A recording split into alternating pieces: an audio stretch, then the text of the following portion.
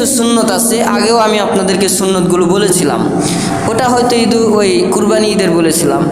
তো এই ঈদের কিছু সুন্নত আমরা জেনে নিই সংক্ষেপে। 1 নম্বর সুন্নত, ঈদের দিন যে কোনো ঈদই হোক, ঈদুল আজহা হোক, ঈদুল আজহা হোক অথবা ঈদুল ফিতর হোক, যে কোনো ঈদই হোক না কেন, প্রত্যেকটা ঈদে সর্বপ্রথম ফজরের নামাজ আদায় করা। ফজরের নামাজ আদায় করা এটা প্রত্যেকটা মুসলমানের উপরে ফরজ, কিন্তু ঈদের দিন ফরজও আছে, এরপরে আদায় করা আবার সুন্নত, রসুলের সুন্নত আদায় হবে, এটা সুন্নতের কাতারেও পড়ে, কিন্তু ফরজ আপনার আলাদাভাবে আদায় হয়ে যাবে। আর বোনাস হিসাবে সুন্নত, বোনাস একটা আছে না, 10 জিবির সাথে আরও 5 জিবি যোগ, এই মিলে 15 জিবি, বোনাস 5 জিবি। তো এরকম আপনার কিছু সোয়াব এক্সট্রাভাবে বোনাস হিসাবে আপনাকে যোগ করা হবে যদি কেউ ঈদের দিন ফজরের নামাজ জামাতে আদায় করে। 1 নম্বর সুন্নত। 2 নম্বর সুন্নত হচ্ছে ঈদের দিন সকাল সকাল গোসল করা। প্রত্যেকটা মুসলমান ঈদের দিন সকাল সকাল গোসল করবে। 3 নম্বর সুন্নত হচ্ছে সবচাইতে উত্তম কাপড়, নতুন কাপড় পরিধান করতে হবে এরকম কোনো বিষয় নয়, সবচাইতে আপনার যে কাপড়গুলি আছে এর মধ্যে থেকে যেটা উত্তম মনে হয়, যেটা ভালো মনে হয়, এইটা পরিধান করা হচ্ছে সুন্নত। এরপরে খুশবু লাগানো আর আতর সুরমা লাগানো, এটা শুধু ঈদের দিন নয়, প্রত্যেকটা মুসলমানদের জন্য প্রতিদিন সুরমা লাগানো হচ্ছে সুন্নত। আল্লাহ রসুল সাল্লাল্লাহু আলাইহি সাল্লাম শুধু ঈদের দিন সুরমা লাগাতেন এরকম নয়, তিনি প্রতিদিন সকালে ফজরের নামাজ পড়ে সুরমা লাগিয়ে ঘর থেকে বাইর হতেন কালেমার দাওয়াত দেওয়ার জন্য। তিনি রোদে এমন ঘোরাঘুরি করতেন, ঘামে তার সুরমাগুলো এরকম গড়ে গড়ে গাল দিয়ে পড়ে যেত। তো প্রতিদিন সুরমা ব্যবহার করা সুন্নত। তো ঈদের দিনেও সুরমা ব্যবহার করে ঈদগাহে যাওয়া সুন্নত। ঈদগাহে যাওয়ার আগে সর্বপ্রথম ঈদুল ফিতরে মিষ্টি মুখ করে যাওয়া সুন্নত, খেজুর অথবা খুরমা। খেজুর খাওয়া সবচাইতে উত্তম, হাদিসের ভিতরে এসেছে খেজুরের কথা। যদি খেজুর না থাকে তাহলে যে কোনো মিষ্টি জাতীয় জিনিস খেয়ে তারপরে ঈদগাহের ময়দানে যাওয়া। ঈদগাহের ময়দানে যেই রাস্তা দিয়ে যাওয়া এবং এই রাস্তা ব্যতীত অন্য রাস্তা দিয়ে আসা হচ্ছে সুন্নত। যদি আপনার ঈদগাহে যাওয়ার 2-3টা রাস্তা থাকে তাহলে এক রাস্তা দিয়ে যাবেন, আর আসার সময় ওই রাস্তা দিয়ে না এসে ভিন্ন আর একটা রাস্তা দিয়ে আসবেন। আর যদি এরকম কোনো ঈদগাহ ময়দান হয় যে একটাই রাস্তা, 2টা কোনো রাস্তা নেই, তাহলে সেই ক্ষেত্রে আপনি একটা রাস্তার এই সাইড দিয়ে দেন সাইড দিয়ে যাবেন, আসার সময় বাম সাইড দিয়ে আসবেন যদি একটা রাস্তা হয়। আর যদি 2-3টা রাস্তা থাকে তাহলে অন্য ভিন্ন রাস্তা দিয়ে আসবেন। ইসলামের সড়কের ভেতরেও, মেন রোডের ভেতরেও ডান দিক দিয়ে চলা সুন্নত, কিন্তু আপনি ডান দিক দিয়ে যদি গাড়ি নিয়ে যান তা আপনি দেখবেন একটু পরে হাসপাতালে বেডে শুয়ে আছেন, এসে আপনাকে মারা দিবে, কারণ বাংলাদেশের নিয়ম অনুযায়ী বাম দিক দিয়ে যাওয়ার সময় বাম দিক, আসার সময় ডান দিক। আর ইসলামে ডান দিক দিয়ে যাওয়া সুন্নত, বাম দিক দিয়ে আসা সুন্নত।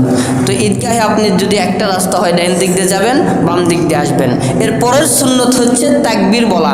এই তাকবীর বলাটা শুধু ঈদের দিন নয়, চাঁদ ওঠা থেকে শুরু করে আগের দিন মাগরিবের সময় যখন চাঁদ দেখবেন তখন থেকে আল্লাহু আকবার, আল্লাহু আকবার, লা ইলাহা ইল্লাল্লাহু, আল্লাহু আকবার, আল্লাহু আকবার, ওয়ালিল্লাহিল হামদ, এই তাকবীর, এই চাঁদ দেখা শুরু করে একবারে ঈদের নামাজ শেষ হওয়া পর্যন্ত আইয়ামে তাশরিক এটাকে বলা হয়, এটা বলা হচ্ছে সুন্নত। এটা ঈদের দিন পড়বেন। এরকম বলতে বলতে ঈদগাহের ময়দানে যাবেন। এরপরে সুন্নত হচ্ছে যে সর্বপ্রথম ঈদগাহের ময়দানে, তাড়াতাড়ি ঈদগাহের ময়দানে যাওয়া। আমরা ঈদের দিনও বিভিন্ন ব্যস্ততা যায়, দৌড়ে যায় নামাজ ধরা লাগে।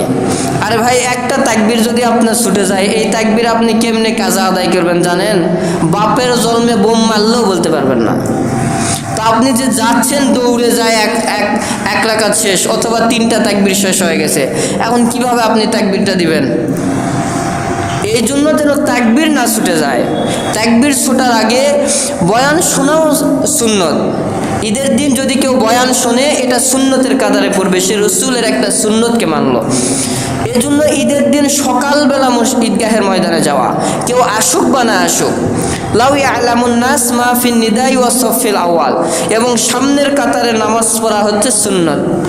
যদি কেউ সামনের কাতারে নামাজ পড়ে তাহলে যে সওয়াব আল্লাহ তাআলা দিতেন দ্বিগুণ পরিমাণ সওয়াব তার আমলনামায় দেওয়া হবে। সুবহানাল্লাহ বলেন। তো এই সুন্নতগুলি আমরা আদায় করব। এরপরে ঈদগাহের ময়দানে আরেকটি সুন্নত আছে, যে সুন্নতটা আমরা অনেকেই কাজা করে ফেলি। সালাম ফেরার পরে হুজুর দোয়া না করে আগে খুতবা পড়বে, খুতবা পড়ার পরে এরপরে খুতবা শুনবে, করবেন, দোয়া শুনে তারপরে আসবেন, দোয়া করে তারপরে আসবেন। কিন্তু আমরা খেয়াল করি যে সালাম ফিরেই উঠে দৌড়, সারা জীবন তো সালাম ফিরেই দৌড় মারলেন, তো একটা দিন সালাম ফিরে আজকে দৌড় না মারলেও তো চলতো। এই জন্য খবরদার, আমি যেহেতু থাকবো, আমি যেন না দেখি আমার অমুক মুসল্লি সালাম ফিরে দৌড় মারতেছে। আর 10টা মিনিট সময় দেন, খুতবাটা শুনবেন। খুতবা পড়তে হয়তো বেশির থেকে বেশি 5 মিনিট, আর লম্বা দোয়া করলেও তো 5 মিনিটের বেশি করা যাবে না। হুজুরের মুখের সবই কথাই তো শেষ হয়ে যাবে। 5 মিনিটের বেশি কেউ লম্বা দোয়া করতে পারে, বেশির থেকে বেশি 6 মিনিট 7 মিনিট, এর বেশি তো দোয়া লাগবে না। তো 10টা মিনিট আর সময় দিবেন। আশা করি এই সময়টা দেওয়ার কারণে আল্লাহ তাআলা আপনার উপরে বেশি খুশি হবেন।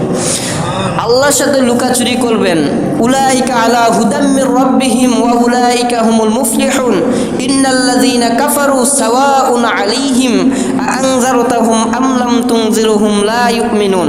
আল্লাহ তাআলা বলতেছে, যারা আল্লাহ তাআলার সাথে চালাকি করে, আল্লাহ তাআলার সাথে কটূক্তি করার চেষ্টা করে, আল্লাহ তাআলার সাথে কাম ফাঁকি দেওয়ার চেষ্টা করে, যারা যে নামাজ পড়ে সালাম ফিরে দূর, মনে হয় আল্লাহরে ফাঁকি দিলাম, আল্লাহ তাআলা বলতেছেন না, লা ইউমিনুন, তারা নিজেরা নিজেদেরকেই ফাঁকি দিল। মৃত্যুর পর বুঝতে পারবে যে আমি কেমনে এই ফাঁকিটা দিলাম, সালাম ফিরে দৌড় দিলাম। এই জন্য আমরা নিজেরা নিজেদেরকে ফাঁকি দিব না।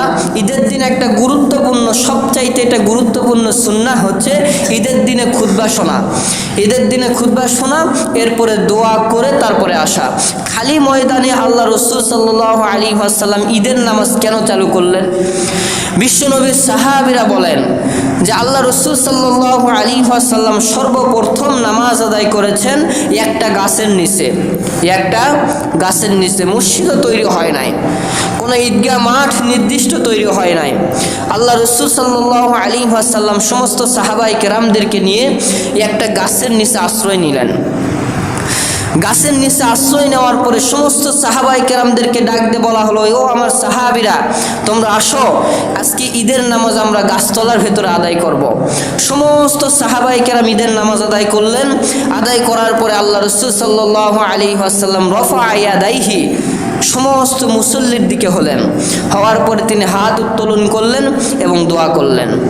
এখন হাত উত্তোলন করলেন, দোয়া করলেন। এখানে বলেন, আমি ইমাম সাহেব যদি হাত উত্তোলন করি, দোয়া করি, আপনারা এরকম হাত গুটে বসে থাকবেন? এটা কখনো আদব হয়? হুজুর হাত উত্তোলন করেছে, আপনারা সকলে হাত উত্তোলন করেন, তাই না? আল্লাহ রাসূল সাল্লাল্লাহু আলাইহি ওয়াসাল্লাম হাত উত্তোলন করেছেন, দোয়া করেছেন। এই জায়গার ভেতরে সাহাবায়ে কেরাম হাত উত্তোলন করেছেন কিনা এরকম কোনো আরবি শব্দ ব্যবহার করা হয় নাই। এখন আমাদের জামানায় বাংলাদেশে কিছু কিছু মৌলভী সাহেব বাহির হয়েছে, বড় বড় মুহাদ্দিস সাহেব বাহির হয়েছে, তারা বলে যে ঈদের নামাজের পরেও কোনো দোয়া নেই। আল্লাহ রাসূল দোয়া করছেন, সাহাবায়ে কেরাম করছে, এটা লেখা আছে। কত বড় মাথার বেন কম! হুজুর দোয়া করছে আর সাহাবায়ে কেরাম হাত ঘুষে এরকম বসেছিল, এটা কখনো মানা যায়? রাসূল দোয়া করছেন মানে সবাই তার সাথে দোয়া করছেন।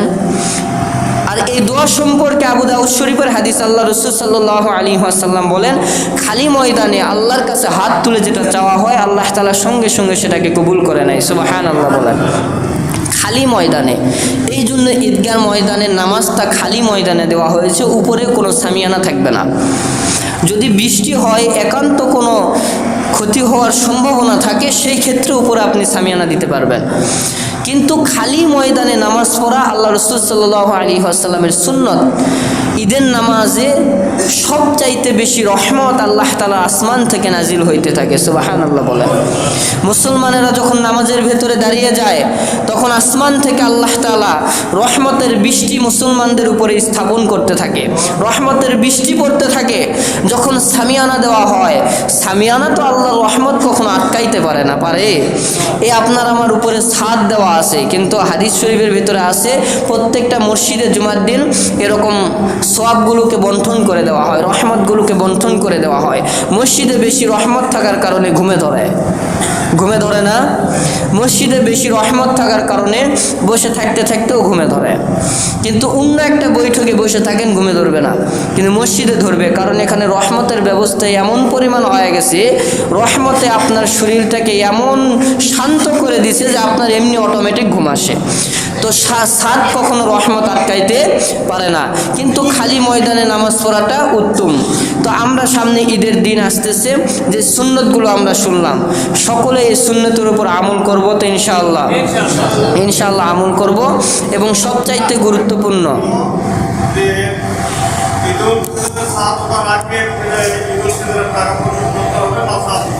ঈদুল ফিতরের ফেতরার টাকা, ঈদুল ফিতরের ফেতরার টাকা চাঁদ ওঠার পর থেকে ঈদগাহের ময়দানে যাওয়ার আগ পর্যন্ত দেওয়া হচ্ছে সুন্নত। এটা হচ্ছে সুন্নত তরিকা। আর যদি কেউ চাঁদ ওঠার আগেও দেয় সমস্যা নাই, দিতে পারবে, কোনো সমস্যা নেই। কিন্তু উত্তম, আমি ওই সপ্তাহে বলেছিলাম, উত্তম আর অউত্তম দেখে কি একবারে না যায় সেরকম নয়, আর উত্তম দেখে যে একবারে করতেই হবে এরকমও নয়। ভালো আর একটু ভালো, ভালো আর একটু ভালো, এর মধ্যে পার্থক্য বাস।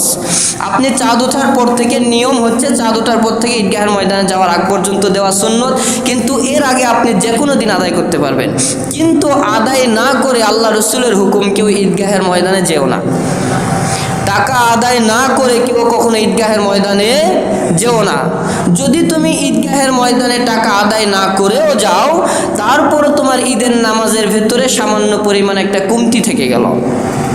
আর আল্লাহর ইবাদতে 10টা টাকার জন্য আমি কেন কমতি করব? আমার থেকে না হয় 1000 টাকায় যাবে, 2000 টাকায় যাবে। আমার আল্লাহ হায়াত দিয়েছেন, আমি জিন্দেগিতে যতদিন বেঁচে থাকবো 10,000 টাকা দেওয়ার বদলতে 10 কোটি টাকা আল্লাহ আমাকে দিতে পারে, ঠিক না? একটা টাকা দান করলে রমজান মাসে কয় টাকা দানের সওয়াব? 70 টাকা। এই 1000 দান করলে কত হাজার দানের সওয়াব? 70,000 টাকা দানের সওয়াব। তো এই ফজিলতটা কেন আপনি মিস করবেন? এই জন্য ঈদগাহের ময়দানে যাওয়ার আগে পরিশোধ করে দিয়ে পরে যাবেন। কিন্তু পরিশোধ না করে কেউ ঈদগাহের ময়দানে যায়েন না। নামাজ হবে না এরকম নয়, নামাজ হয়ে যাবে, একটা কমতি আপনার জিন্দগির ভেতরে থেকে যাবে। এই জন্য আমরা আদায় করে, টাকা আদায় করে এরপরে ঈদগাহের ময়দানে যাব। আর গরিব, মিসকিন, অসহায়, আমি আগেই বলেছি খাদ্য দিয়ে দেওয়া উত্তম। যদি আপনি 5টা জিনিস বলেছিলাম, জব, পনির, কিশমিশ, খেজুর, এই 4টা দিয়ে দেওয়া হচ্ছে উত্তম। আর একটা 5 নাম্বার আছে সেটা হচ্ছে গম, গমের দামে দেওয়া উত্তম। এর ভেতরে আরেকটা কথা আছে, যেটা আগের জুমায় হয়তো আমি বলতে ভুলে গেছিলাম, যে আপনি যেটা খান, আপনি যেটা খেয়ে বেঁচে আছেন সেটা দেওয়া উত্তম।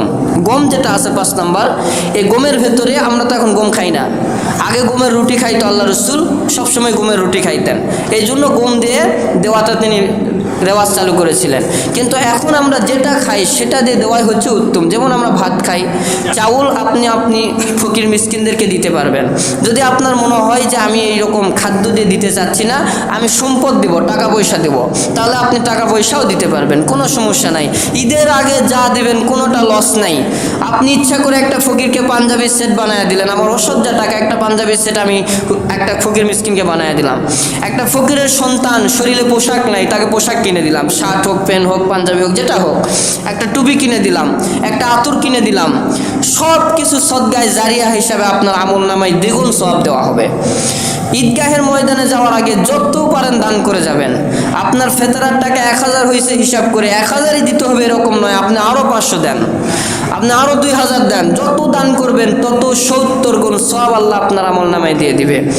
এই জন্য বেশি বেশি দান করে এরপর ঈদগাহের ময়দানে যাবেন, যায় সুন্দরভাবে ঈদগাহের ময়দানে নামাজ আদায় করবেন। ঈদের দিন মানে খুশি। আর একটা কথা বলে দিই, ঈদের দিন মানে খুশি। আমি পিতা হিসাবে আমার সন্তানকে লালন পালন করার দায়িত্ব আমার। আমি পিতা হিসাবে আমার সন্তান কোথায় যাচ্ছে, কি করতেছে, এটা দেখার দায়িত্ব আমার। আমার সন্তান যেন ঈদের দিন ঢাক ঢোলক নিয়ে কোনো পিকনিক, কোনো অমুক জায়গার তমুক জায়গায় যেতে না পারে।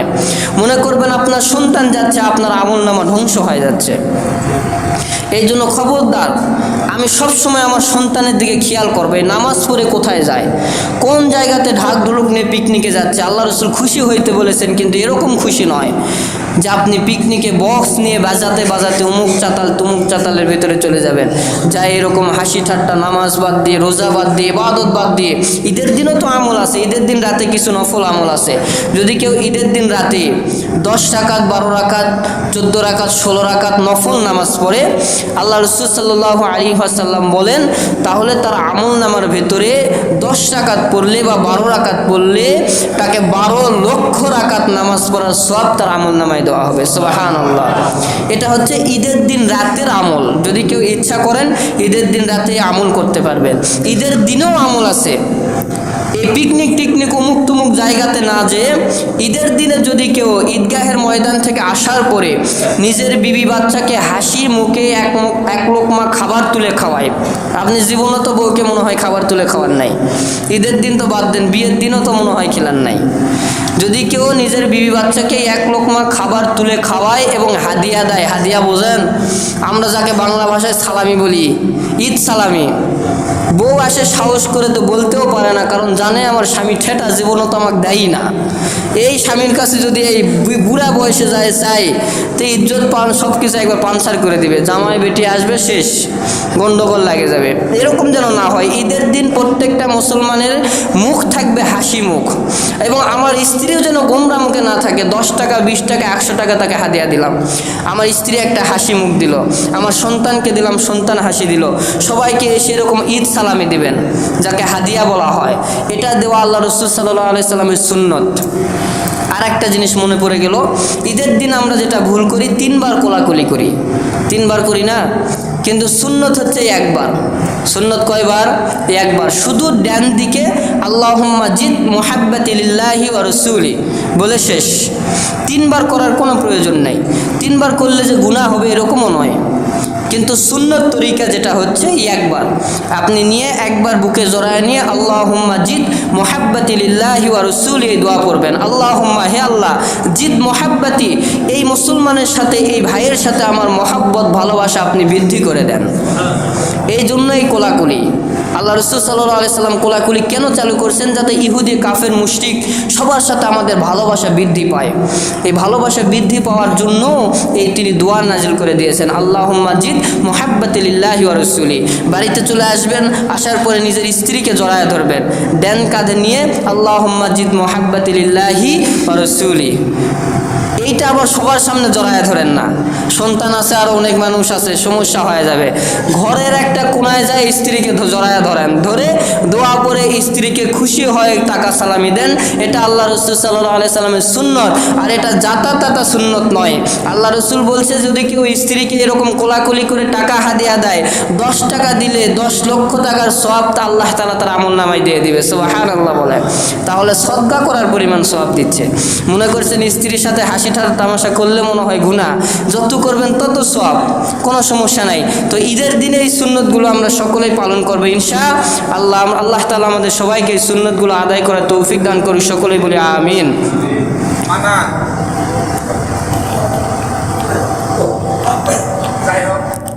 আসসালামু আলাইকুম। নামাজ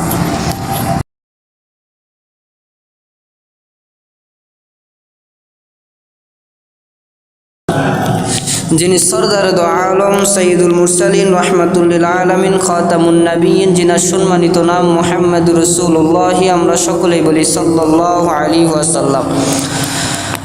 দেখতে দেখতে আমাদের সামনে থেকে আজকে দিয়ে 23টা রোজা চলে যাচ্ছে, আর সামনে অল্প কয়েকদিন পর সবচাইতে মুসলমানদের জন্য খুশির দিন, ঈদের দিন আমাদের সামনে উপস্থিত হবে। আল্লাহ রাসূল সাল্লাল্লাহু আলাইহি ওয়াসাল্লাম এই দশকের ভেতরে, এই সর্বশেষ দশকের ভেতরে আল্লাহ তাআলা পৃথিবীর যত মানুষ রয়েছে, যত মুসলমান রয়েছে, সবার জিন্দেগির গুনাহ খাতাগুলোকে মাফ করে দেয়। এখন এই দশকের ভেতরে যাদের গুনাহ খাতাগুলোকে মাফ করবেন তারা তো কিছু গুণপ্রাপ্ত হওয়ার দরকার, ঠিক না? আপনার পরিবারের ভেতরে আপনি এক ছেলেকে ভালোবাসেন আর এক ছেলেকে ভালোবাসেন না। এখন যেই সন্তানকে আপনি ভালোবাসেন না, অবশ্যই বুঝতে হবে এই সন্তানের ভেতরে কিছু না কিছু খারাপ গুণ আছে, এই জন্য আব্বা আমারে ভালোবাসে না।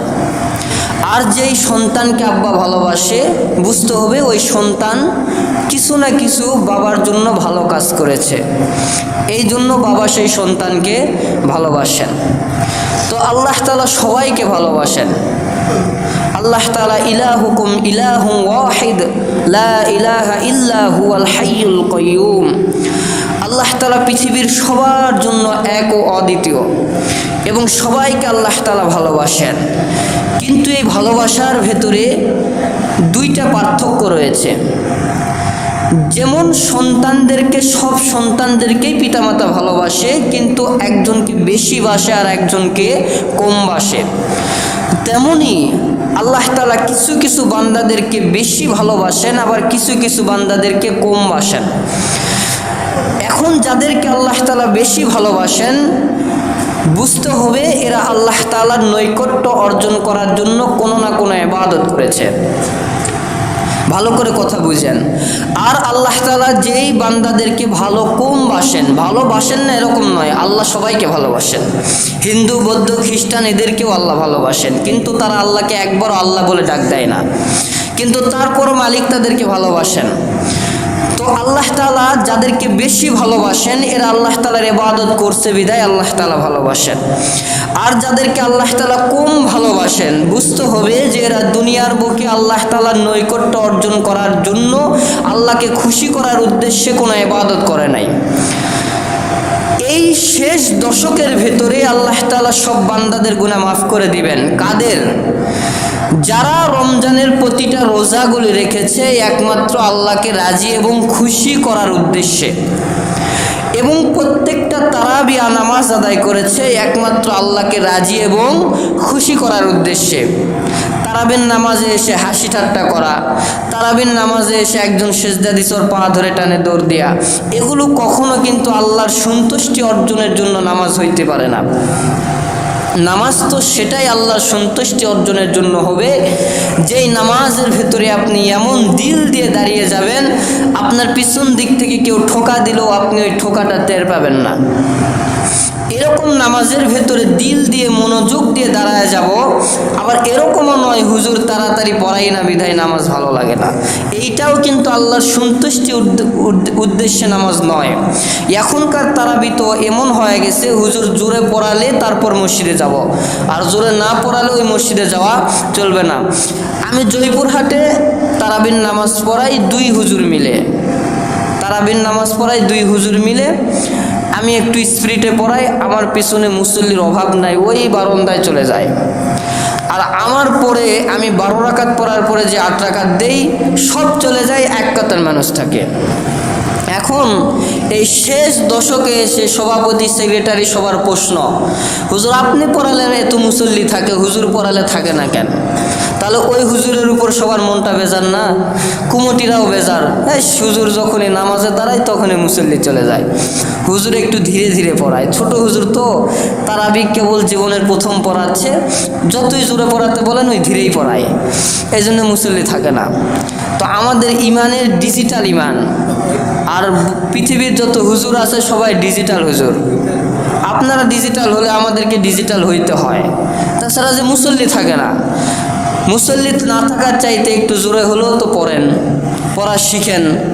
এই উদ্দেশ্যে তারাবির নামাজ আদায় করলেও এটা কখনো আল্লাহর সন্তুষ্টি অর্জনের উদ্দেশ্যে হবে না। তারাবির নামাজ একমাত্র জোরে হোক অথবা ধীরে হোক, ধীরে হলেও আমি পড়ব, জোরে হলেও আমি তারাবির নামাজ পড়ব। আমার মহল্লার মসজিদ ছেড়ে আমি অন্য মসজিদে জোরে হয় দেখে সেখানে কখনো চলে যাব না। এটা আল্লাহ তাআলার উদ্দেশ্যে, সন্তুষ্টির উদ্দেশ্যে। যারা এরকম সন্তুষ্টির অর্জনের উদ্দেশ্যে প্রত্যেকটা ইবাদত করেছে রমজান মাসে, এই শেষ দশকে মাগফিরাত, নাজাত, এই শেষ দশকের ভেতরে আল্লাহ তাআলা এই বান্দাদের জিন্দেগির গুনাহ খাতাগুলোকেই মাফ করে দিবেন। সুবহানাল্লাহ বলেন। এই ঈদের আগে ঈদগাহে যাওয়ার আগ পর্যন্ত আমাদের কিছু সুন্নত রয়েছে।